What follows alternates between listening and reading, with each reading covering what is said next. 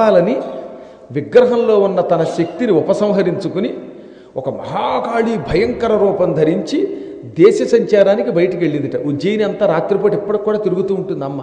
ఈ ఉజ్జయిని వీధుల్లో అర్ధరాత్రి పూట తిరిగితే ఏదో ఒక చోట అమ్మవారి దర్శనం అవుతుంది. మన అదృష్టం బాగుంటే రాత్రిపూట ఒక్కొక్కసారి విచిత్ర నాదాలు వస్తాయి ఇక్కడ.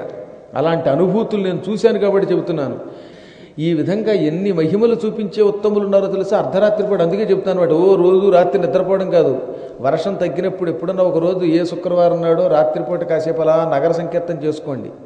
గురువుగారు వచ్చినా రాకపోయినా అమ్మవారి పాటలు పాడవచ్చుగా. మీకు ఎంతసేపు పూజా మందిరంలో కూర్చుని ప్రార్థన చేస్తేనే అది పారాయణ అనుకుంటున్నారు అమాయకత్వంతో. అది ఒట్టి భ్రమ. ఈ నగర వీధుల్లో శక్తిపీఠాలు ఉన్న చోట సంచారం చేస్తూ పారాయణ చెయ్యాలి. నేను చెబుదాం అనుకుని మర్చిపోతున్నాను. శక్తిపీఠాలలో లలితా సహస్రనామ పారాయణం అంటే ఒకే చోట కూర్చొని కదలకుండా ఆ పీఠం ఉన్న చోటే పారాయణ చేస్తే సగం ఫలితమే వస్తుంది.